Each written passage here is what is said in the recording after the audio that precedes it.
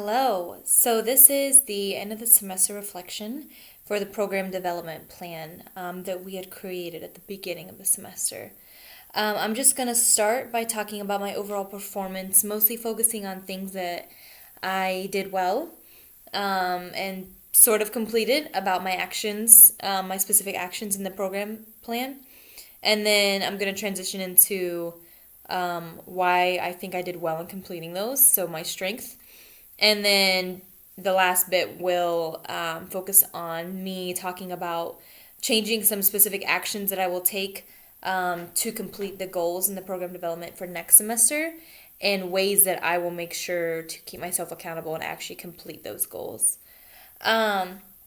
So to begin, one of my goals was to keep up on current athletic training, research, and literature to further develop communication or leadership skills, pretty much apply what I read to my practice or my education.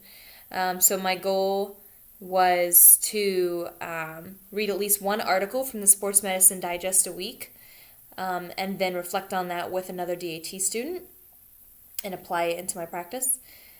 But that did not necessarily happen. I decided to instead kind of go more the social media route, which I found a little bit more convenient for me and able to keep myself more accountable that way. So I follow several social media accounts on Twitter and on Instagram that focus on athletic training. And so I looked at least one post a week that was helpful, and I read up on that topic, whatever it was. Or whatever video it was, I watched a video, things like that. And I reflected on that and how that could apply to my clinical practice or my education within the DAT. And so while I did not read specific articles every week, I did read up on at least something athletic training based each week. I also wrote a couple things down, that's why I keep glancing down. Another one of my overarching goals was to keep a journal of my weekly experiences. Which did not happen. So instead I did reflect a lot on lessons learned. I usually feel like I learn at least one lesson a week just by being in my clinical experience or my clinical practice. And so I did reflect a lot on those, and I then use that to change the way I communicate, the way I show leadership skill, things like that. The way I go about doing administrative duties, and so on and so forth. So I did reflect a lot, but I did not keep a journal and write down every weekly experience that I learned something from. So then moving on, my next two specific actions in the program development plan focused on looking at my evaluation documentation and improving that in certain ways. And so one of my specific goals was to look at evaluation documentation every week and then write down, categorize whether or not I use selected tissue tests appropriately for that evaluation, whether I group them together to have a more thorough evaluation. And so just kind of marking up my evaluation documentation and improving it, which therefore in turn could help improve my evaluation skills. I did not physically do that, so that's something that I decided to change for next semester. But what I did do is I did do a lot of reflecting and changing on my evaluation skills. And so I would look at my documentation and I realized what I need to improve on and how much or how little I am documenting based on that interaction with that patient. And so I have really improved documentation skills, and I have improved my evaluation skills in the way I select the tissue tests that I am going to be using and group them together based off of what I think I need to be using. So I definitely have felt and seen improvement in myself, but I have not physically changed any of my documentation or marked it up or anything. And then when it comes to goals, towards the beginning of the semester, my specific action was to mark on my evaluation documentation each week on whether or not I wrote down any patient goals.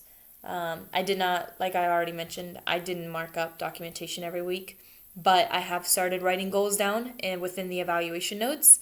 And so that I have also improved on, just kind of indirectly.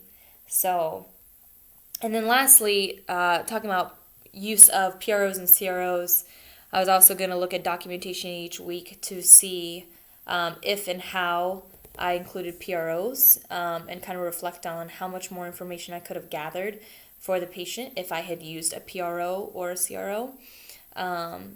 So while I did not necessarily mark up documentation, that seems to be a theme, my lack of marking up documentation, but I did start including more PROs. I have started collecting PROs, and so the only thing I have left to do is actually buy a binder so that I have a separate place for them so that they are easily accessible, and therefore I don't really have an excuse for not using them. So those were all things that I've done, but they didn't necessarily complete that specific action that matched up with what I just talked about in my development plan. And so the whys to my failure. So I do consider me not meeting every one of these goals or any of them like specifically based on my steps to meet that goal. I consider that, a personal failure. I did not keep myself accountable. So I'm very forgetful, and I'm kind of one of those people that if it's out of sight, it's out of mind. And so, even with the mid-semester reflection on our program development plan, I reflected a lot and I did change things, but I still did not have the development plan in plain sight where it would remind me to work on these goals every week. And therefore I didn't do them. I forgot about it, and I put other things in front of that, such as schoolwork deadlines, administrative duties, things like that. So that's like why I failed to meet these specific actions. But then transitioning into changing some of those specific goals or actions to get to those goals, knowing that I did pile up a lot on my plate for each week. I wanted to do things weekly, and that just wasn't feasible, I guess, with the time that I had or time that I gave myself at work. And then some weeks would be a lot busier than others, and so going week by week probably wasn't the best idea. So then I changed a few things. So instead of, so a couple of the specific actions I'm going to be taking is, one, buy a binder for my PROs. It's not that hard. I need to go to the store anyways today, so I'm going to buy a binder. And that goal will be done. I will continue collecting PROs and start becoming more specific with them instead of more general PROs that I have right now. So that'll be easy to accomplish. I'm also, instead of looking at evaluations per week, to kind of note my progress with documentation skills, and my progress with connecting patient goals to final documentation and whether or not those goals were met by the time the patient is complete with whatever intervention or rehab that they have with me.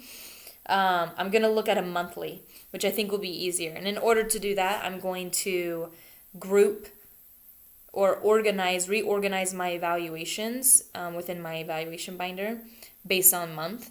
And that way, by the end of the month, I already have it organized and I don't have to worry about taking the time to go through all my evaluations, figure out which ones were for November versus which ones happened in December, and so on and so forth. So I'll already have them organized, and I would just briefly look through them to note any changes that I need to be making when it comes to looking at selective tissue tests and how I've selected those and grouped those, and reflect those back on the rest of the evaluation and make sure that they were appropriate and that I wasn't just selecting random ones because I didn't know what I was doing. And then also looking at the goals that I've been starting to write down on the original evaluations and see if I have written how that patient has completed those goals or if they completed those goals in their final documentation.